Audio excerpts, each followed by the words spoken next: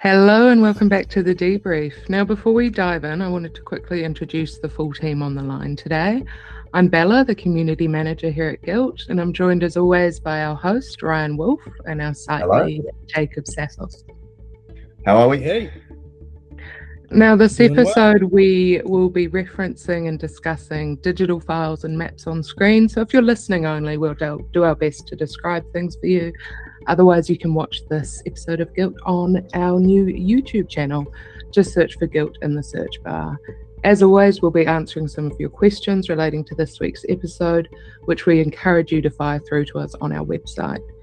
So in our latest episode of Guilt, we heard from the man who wasn't dead, Ian Gladhill. Ryan, talk us through discovering that this man was in fact alive. Yeah, I was just saying before we started now that it's probably the best title I've ever come up with for an episode, and I kind of didn't come up with it. I guess Alex came up with that, one of the research teams, so he can claim that one. But it normally goes the other way, right? Like that, I find out that a person's dead. So to my surprise, finding out that Ian was alive and well was quite the shock. And when I showed up at his house, and I remember I'm there and I'm knocking on the door and there's a cat there looking at me, but no people. And then I just heard this faint sound, and then realized that the house is kind of in two parts. So what seems to be the front, I guess it is the front, that's not the entry they use. So they actually use the other entry, and I walk around the corner, and lo and behold, there's Ian sitting right there having his cereal with his coffee. And sometimes with people, the moment you hear them speak anything, you immediately know whether that person's maybe going to be nice or helpful for you. And just the moment he said something, I don't know if you can tell when you hear the audio, but I just straight away knew he was going to be a nice guy and that this was probably going to go well. And especially when I said, I'm working on an old case, and he said, oh, what case is that, or something. And I said, one that may involve a guy, Gus. And just the way he sort of paused and said, come on up, I just knew. I was like, this is probably going to go really well. And it certainly did. So certainly a highlight in this case. And it's hard to see where I would be if he hadn't been alive. Yeah. On this one, I got to say, this guy, obviously him being there was a win in and of itself, but I really feel like he brought a lot to the table in terms of, I think it's important to remember that us being in contact with Ian at all is a result of a lead that I remember just a couple of weeks ago, us saying, okay, what else can we do with this lead? Well, there's really not a whole lot. Right. So yeah. That also is like, hey, this actually what ended up being, or what we kind of thought might be a thin lead, there may be some things that we can chase here, turned out to be something really great, because I think this episode brought a lot to the table in terms of people can have perceptions of others in ways that, like with Gus, we've got some perspectives here from a lot of different people before this episode that suggested that maybe he wasn't a great dude, right? And we heard that a lot. This is another person, however, that was really in really close proximity with him, that knew him very, very well, almost on a daily basis. And I don't even think, like, it wasn't even a suggestion that, yeah, he may have been shady. There's some really strong experiences in this episode. Obviously, we're going to talk about what happens there at the end and what he suspects with that property. But what were your gut reactions? Because again, without going any further, I got to commend you on being able to really continue carrying on a substantive conversation where you can go from question to question and from some train of thought to train of thought without really stopping on some real bombshells here. I mean, when he's talking about almost being a firsthand witness to the sexual assault that was going on under this man's roof, that's astounding to me. So when those things come out, when he talks about the older daughter and the experiences there. What are your thoughts as that's coming out of his mouth? Yeah. It was, I had, when I'd spoken in the past in this case about historical sexual crime, I had some awareness of that this crime was against his stepdaughter, but I'd chosen to keep it out for privacy reasons and so on, and in discussion with Debbie. So I knew that, but nothing more. And I hadn't really asked any questions. I just sort of said, okay, well, we're going to keep that separate. It was one of those things that I thought, man, it's probably relevant because it shows his character and what he's capable of. But I just sort of thought, okay, it's off to the side. But then sitting there and Ian saying that straight off the bat like that, it really just sort of brought it home that how, obviously it's shocking to start with to hear that. But then I think, it just brought it home that, no, this is relevant to this case. It's right in amongst it. And it just, I don't know. It's tough, right? Like to hear that kind of thing. What kind of person can do that? But, in terms of just sort of rolling on with it, I suppose, I don't know. I don't know how to explain it, but I just sort of did. But I must say as well, like Ian was one of those people to speak to that makes it easy. Some people are difficult to interview. Other people are easy and they're quite forthcoming and they can speak well. And Ian was one of those people that could speak well and made my job pretty easy. But shock is a part of, you kind of like sometimes in a way, like as I'm interviewing someone, there's two parts of you going on. The back of your mind's I'm thinking things as he's speaking, and compartmentalizing that as we're going, and then you're bringing that forward later on.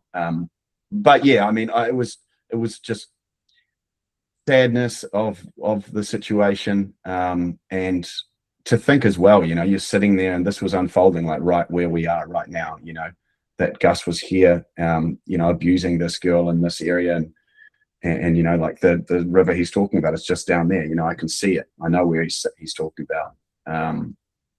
But it also made me think, man, like how much deeper does this go? The level of depravity with this guy, and I think we're only scratching the surface of what that could be. I mean, as listeners, I'd be interested to know, like, when you hear that, like, because that would have been new to you when you've listened to that. What were your initial thoughts? You hear that. How did that frame your perception of Gus? There was a lot that we knew of Gus, or I say knew, a lot that we suspected of Gus. And I'm glad that you brought that up, because I finished this episode, and often I do this. I'll finish an episode and then I'll go, okay. And I'll really kind of compartmentalize my thoughts and kind of get my mental bullet points together to go, okay, first pass is great. Let me figure out, okay, what do I take from that? What questions do I have further? And let me listen to it again. And the first question that I have with that is, okay, what did we know about Gus, or what did we suspect about Gus versus new information that we were provided about Gus? We knew that there were a number of people that perceived him in a certain way.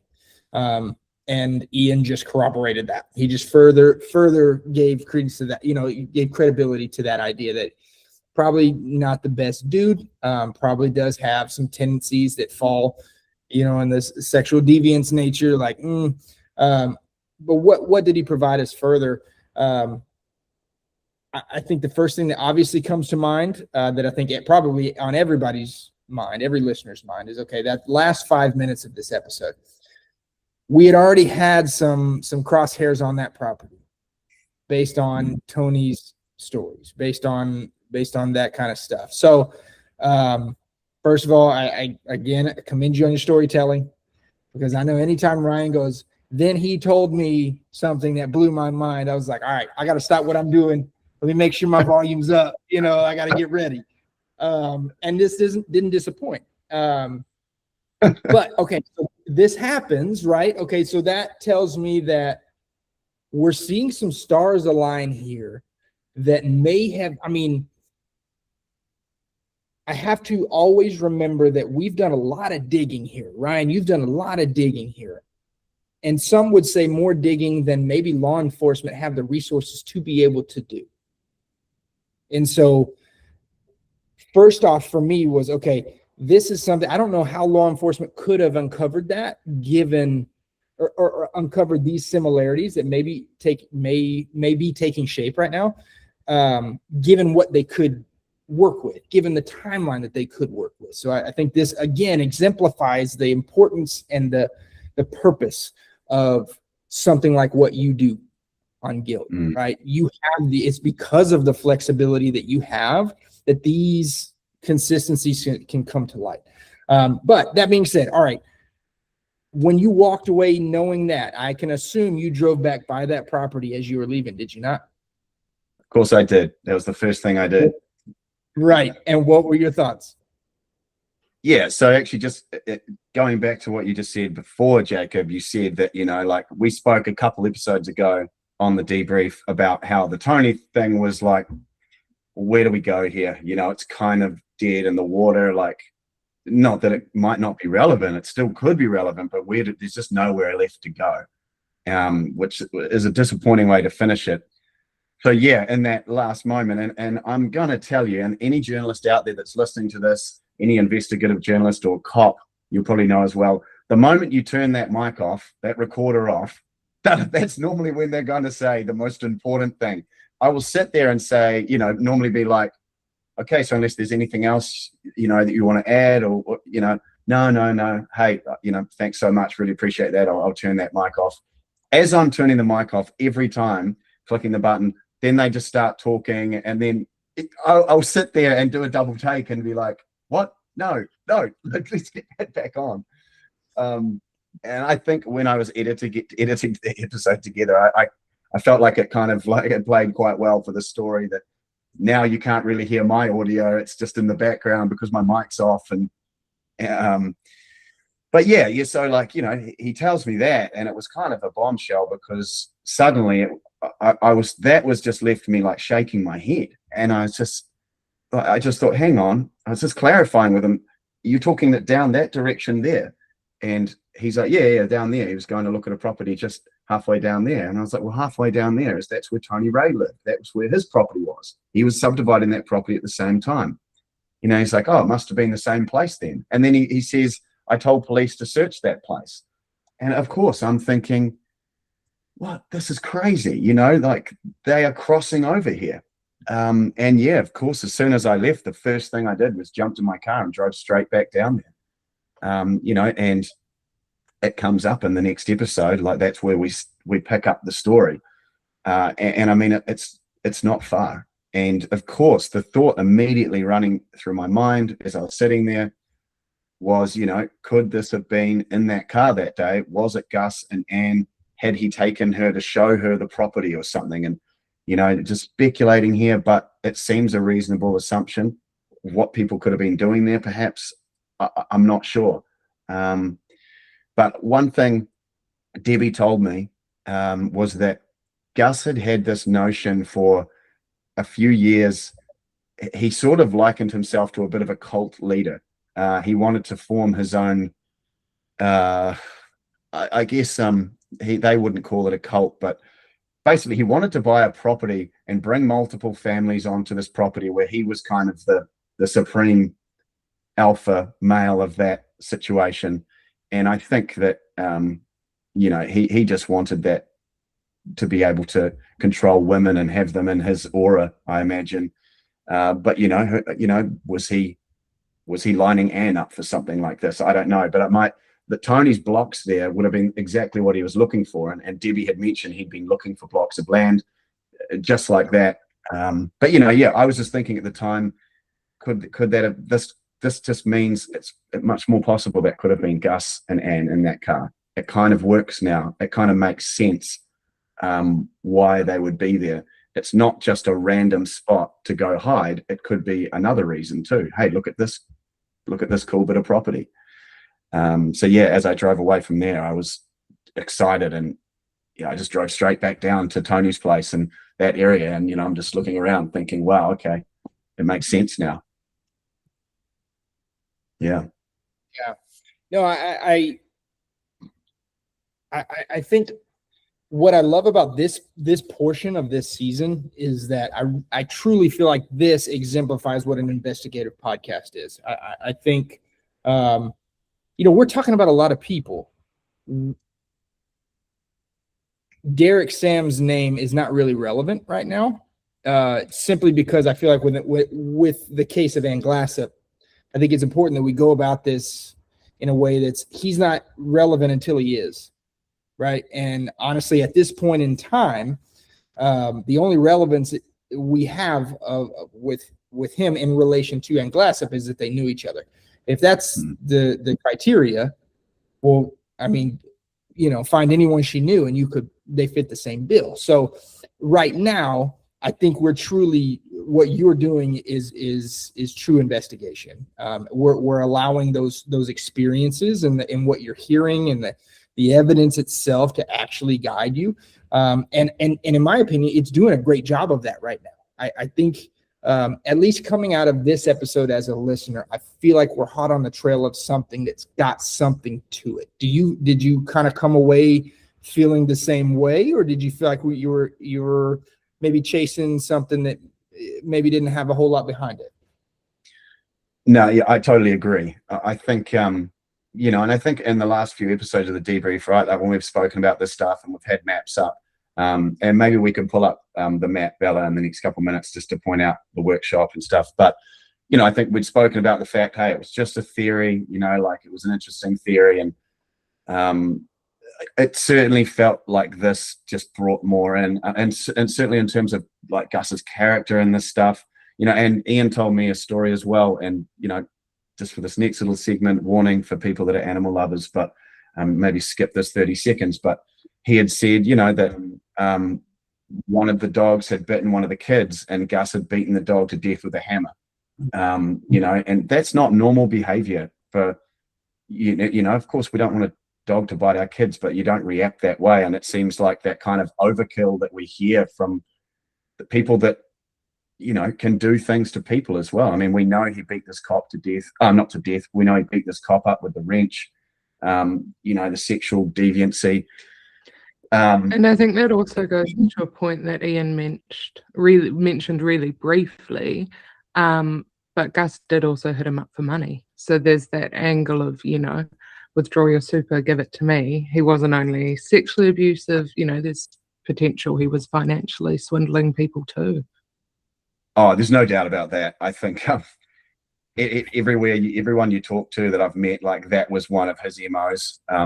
Basically financial fraud of some kind. He's always trying to rip someone off.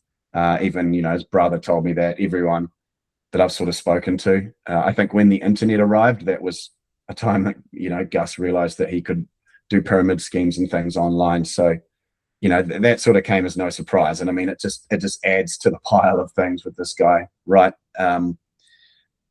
What I found interesting too was that when we heard from Ian, and when I spoke to him, is that, this wasn't just sort of a theory bandied around by them. Like according to Ian, Gus said, obviously the police had interviewed him, by the sounds of it, probably at length. And he'd said that he was number 2. Derek Sam was number 1. He was number 2.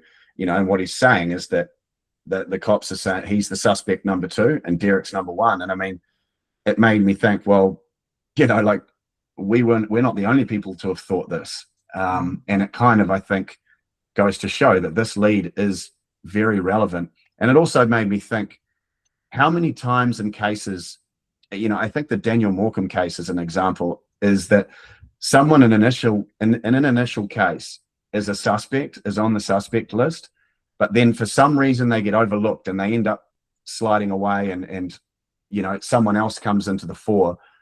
And then we find out many years later that no, it was actually the original guy that did it, that the original, one of these original suspects that was overlooked for some reason for another suspect. And it just made me think, you can never rule it out just because obviously police have gone through this and they know that they're comfortable, or comfortable might not be the right word, but by the sounds of what Debbie said, they've thought, okay, we don't believe that Gus is responsible. It doesn't mean necessarily that he's not. New evidence could come forward further down the line. It happens all the time that someone that's on a suspect list gets ruled out. Then it turns out, we learn many years later that no, they were actually the one that did it. And I just thought about that. It made me think that he's been put in that picture by police. And then also just proximity is something that's just going through my mind when you're talking about this bigger area of Kenilworth and all around. And it just so happens that we're talking about such a small proximity here, of only like a few kilometers, 5Ks between all these things. And when you're in the car, it just reminded me when I drove past Little Yabba Creek the other day, and I drove to the workshop, and it was a 2-minute drive. I mean, it didn't even feel like 2 minutes. It's such a short drive. You can throw a blanket over these areas. So we've got the map up there. Bella's got the map up here, and we're looking at this area.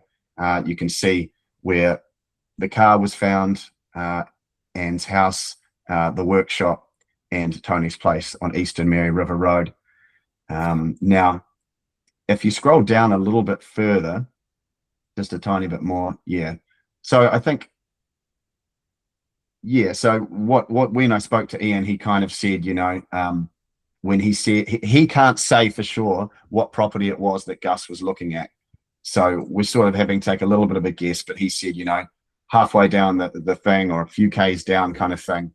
And I mean, I think that fits pretty well with Tony's place. And whereabouts on the map, whereabouts is Ian's place? So that's Gus's work shed / so he's still, okay, I'm sorry. So he's still at the same location. Yeah, so the work shed, so at the time it was just let me think. Yeah, it was just the work shed, he said.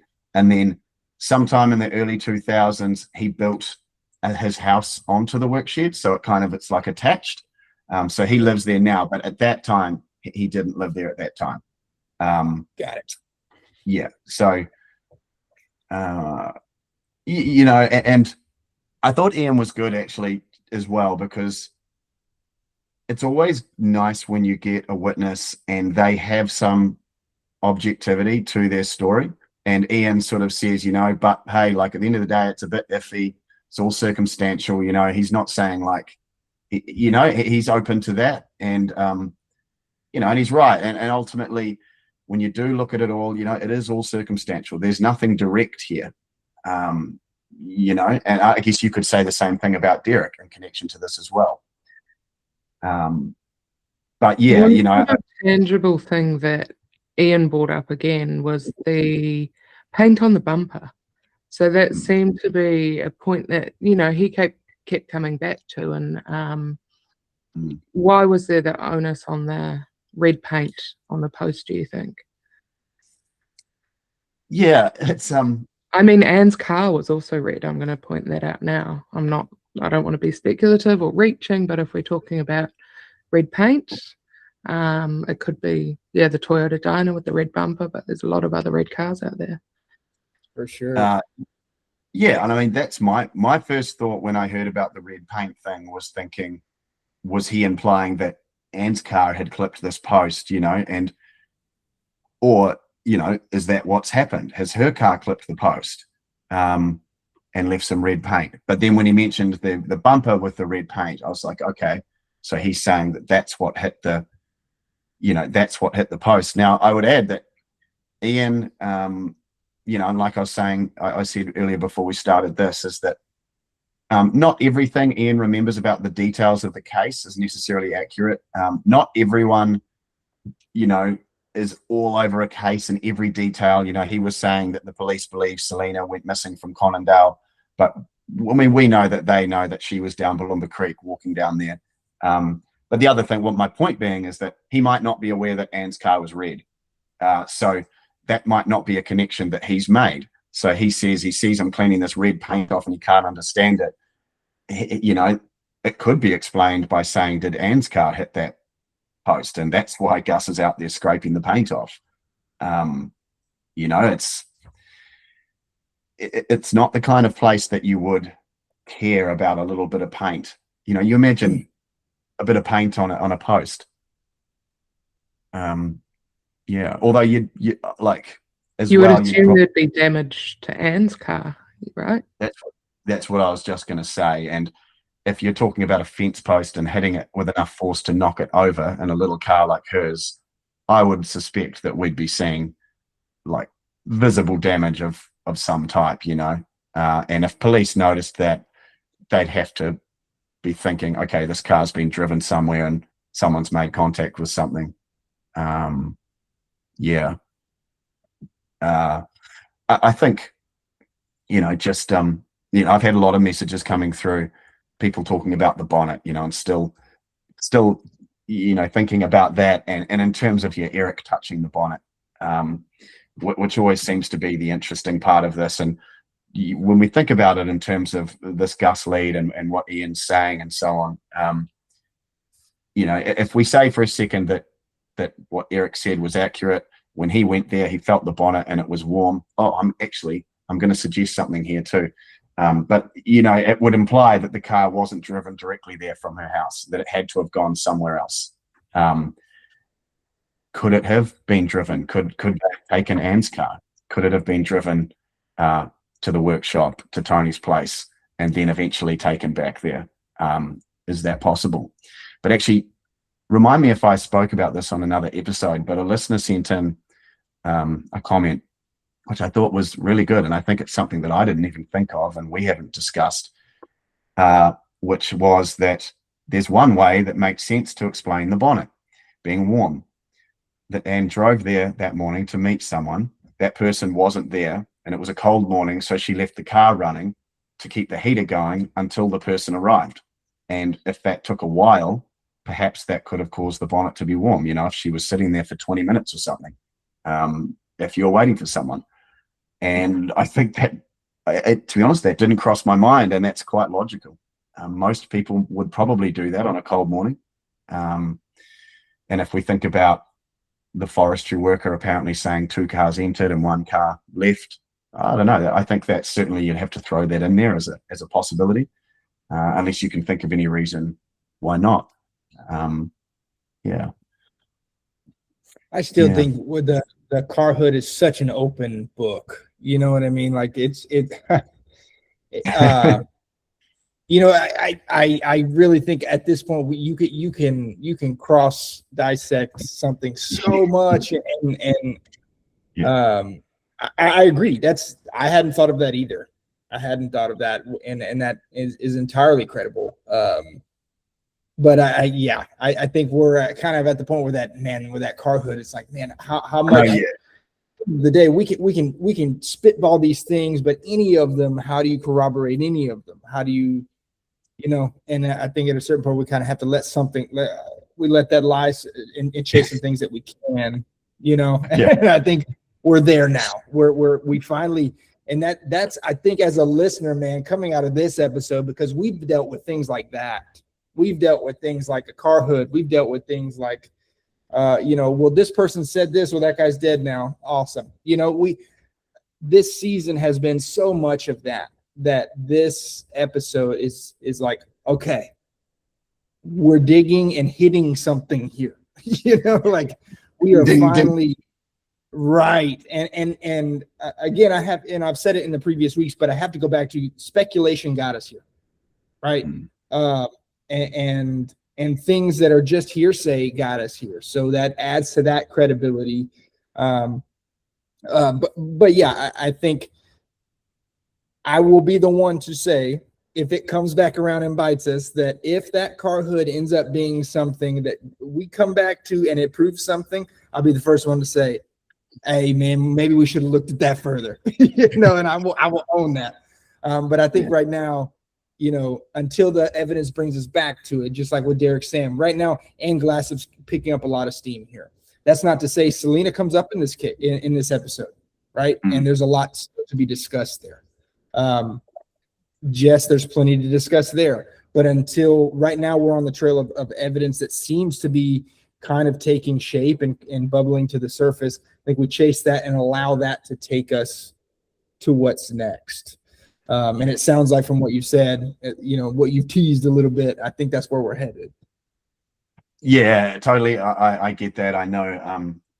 I suppose where it comes with the bonnet thing, right? I think it's just something that, because it's so interesting, people really, they share a lot of feedback on it, and everyone has a thought on it. And I think people fall into two camps. And I think people either think that, perhaps like I did initially, that Eric's made this up because how could the bonnet be warm? Or it's something else. The car's been driven somewhere else, right? So I think, let's just say, well, moving forward, all we can really do is down the line, perhaps when we have more on these theories, then we can potentially look at it and say, okay, well, if we're saying potentially Gus is responsible, well, then we're saying Eric's innocent. So then we can trust the bonnet thing as being accurate, or if we go down another line, we can say another thing. But I suppose, we apply any new investigative theory back with the bonnet, and maybe down the line we see how that fits in. But yeah, I think to finish up the talk on the bonnet at this point is just saying that I think that, going back now, like changing my initial opinion, I think it can make sense that if Eric did go there that morning and they were supposed to meet and wasn't there, that when he drives past and he sees the car, that makes sense. He may be worried enough to think, hey, I'll go down and check the bonnet. He's a forestry worker. Maybe this is something he does. That actually could be reasonable. So I'll accept that going forward. Something as well that came up in the episode, and you just jogged my memory on this now, is I found this interesting, is, with Derek Sam, right, is no more missing women. And this is something with Derek's being sort of a suspect that kind of always linked to the fact that, well, maybe this is true, right? And that's that after Derek disappeared or went to prison, no more women went missing. That was the end of it. So it's like, okay, well, that kind of, maybe he is the guy, right? Because that was the end of it. Well, it turns out that at the same time, Gus left too. So Ian said that Gus wasn't there any longer than 2001. So you're talking in that same sort of time frame. So they both leave around that time, and no more women go missing. So you could kind of apply that same theory to both people. That was just something I noticed at the time. And again, it's not much you can do anything with, but just something to consider as well when you're talking about this case. I think for me, this is one kind of dying to talk to a psychologist, a criminal psychologist, or forensic. Gus has committed these horrific historic sex crimes, but he didn't injure, to the best of our knowledge, he didn't, physically beat any of these kids. He didn't murder any of them that he committed these crimes against. So what was it with Anne, where it potentially went from potentially sexual abuse to someone being dead? We know he doesn't have problems beating animals, but Ryan, you probably maybe know a few more details than us on this, but it's quite a leap from rape to murder. It's quite a leap. Oh, I mean, for sure it is. But I guess the answer to the question, I suppose, would be, well, children can't really fight back. What happens when someone says no? That's where the line gets crossed. And I think I don't know, but I would say you'd probably find that would be fairly common in amongst, like, in this kind of situation, is that, if someone, maybe they fight back or something like that, or say no, perhaps the temper flips. Because there was the lady up the road, I can't recall her name, but Ian did mention a woman up the road. He went to chop a tree down, but he didn't need to, and it turns out he was trying to get in her bed, and she said, no, not having it.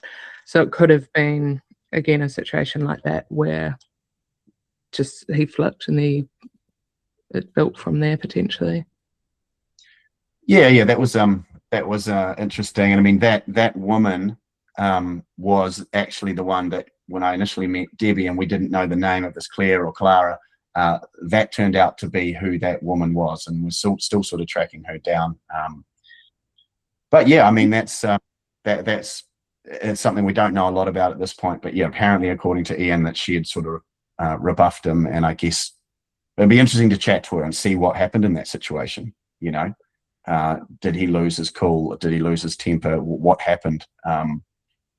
But it sort of, to me, it just that story I just found interesting because it sort of just showed that he has sort of a propensity to just sort of like predate on any woman he can, sort of thing. And that sort of seems like what I was getting this feeling on, is he just really feels like a sexual predator of type of sorts, whether it's children or vulnerable women. He seems to sort of find a way in there. And when Ian said that he had made comments about Anne, you know, that sort of lewd sort of comments about her wearing riding joggers, which, you know, if you don't know, they're like this tight fitting, you know, like what we'd kind of like fit pants type thing. You know, he had made comments about her, you know, and which again just sort of put him right there in that picture that that he had seen her walking down there. And something I'll add too is, you know, Leon said to me at one point, he was like, you know, my mum was a beautiful woman. He said a lot of the pictures that they're out there these days are actually not very good pictures, but, you know, she was a really beautiful woman. And I think, you know, Gus, you know, I'm sure that that would have probably been something that seeing her there every morning would have been temptation for him, I'm sure, driving back and forward every day. Yeah. But I'm glad that Bella, that you make that distinction. I think it's easy for us to really dateline this thing. You know, how many times growing up I watched Dateline with my mom, and she'd be, oh, he did it. You know why? Because see how he answered that question. Okay, you know, like, but that is a leap. You know, they're being able to sexually assault someone and being able to murder them are two wildly different things. It brings to mind, you know, my experience in working in the prison system, and even in prison, there's kind of a hierarchy of what's, oh, he's in for that, all right, he's fine. Oh, what, he's in for that? Ooh, you know, even murderers have standards. Right. You know, I hate to put it that way, but, you know, it brings that to mind that there are very clear lines between one crime to another. Just because they stole something from a convenience store doesn't mean they're capable of doing this, you know. And I think that's really important, because as of right now, we don't have any evidence to suggest that he's capable of murder. Until that presents itself, I think it's important that we keep it that way. I think there's plenty of evidence right now to suggest that he is capable of sexual crimes in a number of ways, right? And I think that's not just from hearsay. It sounds like the court system has backed that up. So that is absolutely possible. But I'm right there with Bella, especially now that she kind of brings that up and kind of puts it in perspective for me. I can imagine a lot of listeners are in that bucket as well. We've got to find that hard line connection between, okay, when was he capable of that? The closest thing I think we have right now is this story about the dog, which is, you know, I would argue as well that it's worth remembering, you know, with, you know, and we need to find some more details on what happened with the police officer, but by what we're hearing from his brother, it sounded like it was a vicious attack. It could have resulted in murder. I mean, I don't know what the exact outcome of that was, but, you know, oftentimes these things could easily go one way or the other. And the fact that Stuart was saying that it was particularly horrible or vicious would make me think that it potentially could have gone that way. So it's possible he could have been a murderer, perhaps, in that situation. But yeah, I know, like we always, you know, that's the thing, is it's not jumping to it And yeah, and just because a person is a child abuser doesn't make them a murderer, you know. But I felt and I feel like when you know, like sometimes, oftentimes, I guess, you look at cases that a man who is capable of horrific crimes against children will oftentimes also be the one that kills them. You know, oftentimes those things go hand in hand. Sure. So, and I'm not, and again, because we don't know in this case, right? But for me, I feel like a person that can, you know, that can take a young boy at a family party and go and sexually abuse and assault him like that, you know, could be capable of anything. I think for me, that's just like the lowest of the low that you can do. And speaking of prison, you know, I know plenty of people that have been to prison now through this job. But in New Zealand, they refer to people that abuse children as rock spiders. And let's just say that they're the bottom and they don't do very well in prison. Murderers are higher up the chain. And I think that, you know, that sort of tells you something in a way that, in my mind, I feel like a person that's capable of something like that, well, murder, I mean, you know, to save their own skin, because they're obviously selfish people. They might do anything. Sure. Yeah. I can definitely attest that the standards are the same in the United States. They don't call them rock spiders, but they're definitely, you know, that still exists. And honestly, if I were to talking to a lot of inmates now, they would tell me that if you're capable, just like you're saying, if you're capable of this, well, what's this? You know what I mean? And to me and you on the outside, we see murder as, okay, well, that's, I don't know how much worse you can get than murder. Well, for the people that have been there, done those kinds of things, actually, there are things that fall below that, you know, in terms of what a human's capable of. And I think circumstance matters a lot. I think there's a lot of people who are guilty of murder that circumstance can change the way that you see that person wildly, you know, whether it was just cold-blooded, you know, premeditated, I'm going to kill this person and I did it, versus what were the, you know, something that happened resulting in a murder. You know, you can look at that a bunch of different ways. So yeah, I think right now we've got a lot of circumstances to look into here, you know. I always find it, I've always found it kind of, it's sort of cool that in a way, like there is this honor system in prison still, you know, like on the inside there, that they have that, you know, that, yeah, you know, like a crime against a child like that, they are so low, and we can do our part by putting them in prison. But don't worry, that's not the end of it, because once they get there, you know, then a whole new system takes over of justice, you know, and that's why a lot of these people end up in protection, because if they're not, they will be killed in prison, because, you know, even murderers have standards. And, you know, so I've always found that kind of interesting, and it's sort of cool to think, you know, you harm a child or you do something to a child, and yeah, they're going to be coming for you. That's for sure. Sure. Yeah. I saw a comment here, which we should cover off. So this was in relation to our chat with Asher, the forensic biologist and criminologist, and had some feedback on that, saying people really loved having Asher on, and someone said, hopefully, you know, she's back on again, and we loved having her on, and hopefully, yeah, that won't be the last time. A couple people messaged just in regards to the genetic genealogy using the DNA databases. So we spoke about Ancestry and MyHeritage and things like that.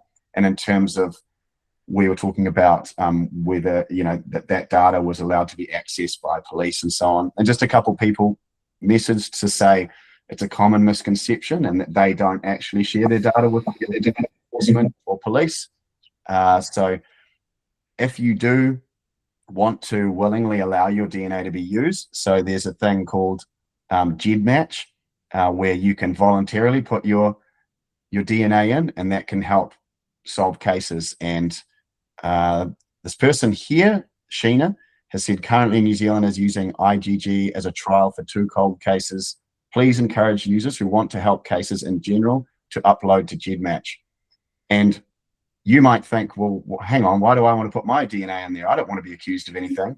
But it's not that. It's about you may have someone in your extended family or something like that that you've never even met in your life that could match to a crime or something like that. And yeah, it's very complicated how they do it now. But yeah, it's that genetic genealogy through all of your family that can help.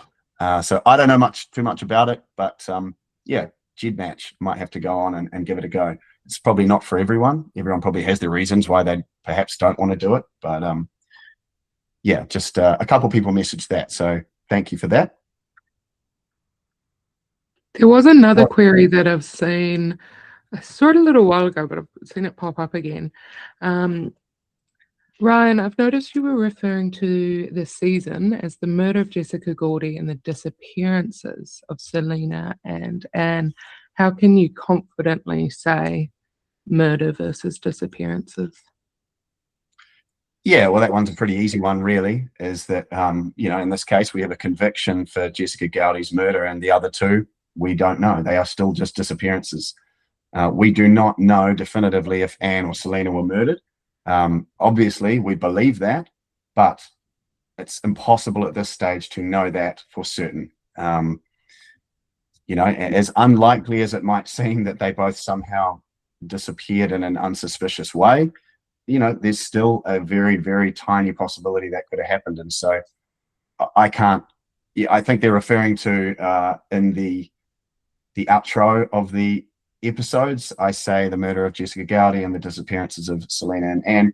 And it's just for that reason, because honestly, ultimately, we don't know for certain that it was murder. So that's just why I say that, because if I was to say murder, then that wouldn't be 100% accurate, because we don't actually know for sure.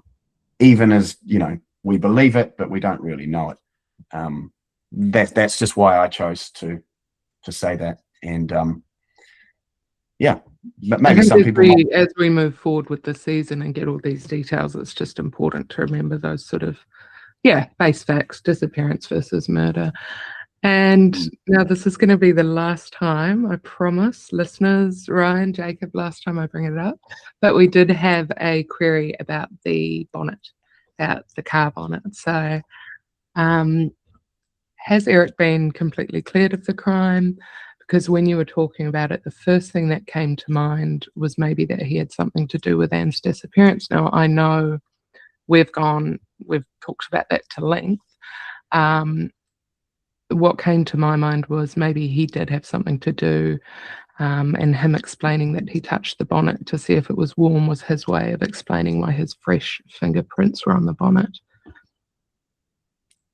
I feel like I should pass this one off to Jacob. Yeah. I mean, yeah, like I feel like we've flogged this horse. It's really just one of these things where it's just like the camp that you're in. If you want to, everyone's going to be different, right? And some people might see something suspicious here, or you might not, and that's what people are coming through with. Most people are seeing it as non-suspicious. No, this would just be something that you would do, and like Bella fills the coffee, the coffee machine, right? And I'll be perfectly honest, I lean that way now too. I think that it's not suspicious that Eric's done this. I think it actually probably makes sense. A way of explaining fresh fingerprints on the bonnet. I feel like that's getting pretty. We're getting into CSI sort of territory, but it's one of these things you can. Yeah. Jacob, what are your thoughts on the bonnet? I think. Honestly, what comes to mind is if the glove don't fit, you must have quit, man. I mean, at the end of the day, we're going to be talking about that. OJ died. We're still going to be talking about it it just kind of is what it is. I think it's an example of we as listeners and consumers of crime as entertainment. I think we are always going to kind of go back to those things, because that is the entertainment of crime, is that those things that you can't definitively answer. If it's tied up in a bow, then it's just a movie, If it's not, then that's what keeps the conversation going. And I think as of right now, I think when it comes to Ann Glassop, it sounds like that the hood of that car is that thing. And I guess earlier in the episode, I mentioned until the evidence brings us back to it, I'm not going to rule that out as something that matters. I think I can safely say now that it's not as weird. And I think, Brian, you're probably there with me, is I don't think it's as weird as I initially thought. And I think definitely I will find myself, if I pull up somewhere and my wife's there and I'm wondering where she's at, I might just touch that hood now. But, to that, other than that, I think it's important for us. I am simply a voice for listeners in these debriefs. And there's a lot of listeners that are in tune, and the reason they're asking these questions is because they want to be assist an investigation. I truly believe that, and based on the responses that we've gotten, that's their intent. And so I think if I could speak to all listeners on behalf of a listener right now, I think our job is to follow the evidence as we have it right now. I think there's nothing more that we can do with that one, and I think across the board, let's put that one on ice and pursue what is hot right now, because I do think a couple weeks ago I said, I fully am okay with being labeled the guy that poured cold water on a hot lead.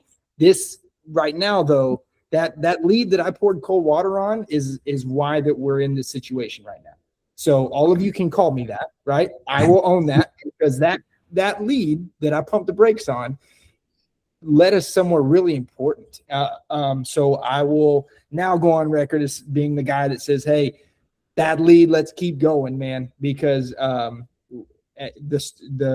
chips have fallen, the stars have aligned.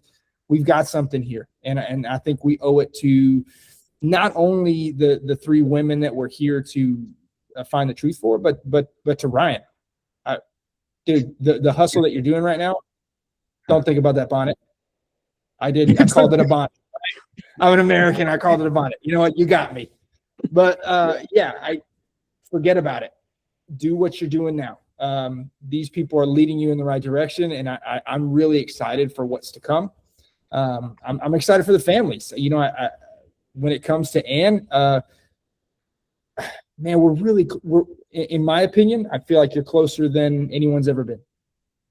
And so that's something. Yeah, thanks, Jacob. And I think that's a good way to look at the bonnet. Yeah, like we could talk this thing to death, but you're right though as well, as ultimately, it's like this. It's the entertainment of true crime, and that's why these things, we go over them, and it's interesting, and people want to help and suggest ideas, and honestly, genuinely, some ideas are great. Like the idea about the car sitting, leaving the car running. I was like, it didn't even cross my mind, but yeah, of course. It just made me think, actually, just then, perhaps we should get Leon on one of the debrief episodes to have a chat about some of these things, the bonnet and the stuff, to get his sort of thoughts. So I'll have a chat to Leon. He might be a great guest to actually have on, and as well. So, to get that perspective from someone who was, closer to it. So I think that's probably a good place to leave it today. Jacob, Ryan, any final thoughts before we wrap? No, I think, it's just, I'm just super happy with where things are going right now, and advancing this forward. And like we were saying a couple of weeks ago, that it sort of felt like, things were kind of coming to a bit of a slow death on that lead. And then now it seems there's a bit more meat on the bone. So yeah, looking forward to bringing the upcoming episodes and pursuing this particular lead to the bitter end. Thanks, Ryan, and Jacob, to you, obviously. Thanks for your technical support and analysis throughout this season. Don't forget, guys, if you're a Brevity Plus subscriber, you can head over to the War Room at theguiltpodcast.com to see these interactive maps and the video diaries related to this discussion. Now, we'll be back next week, and until then, take care.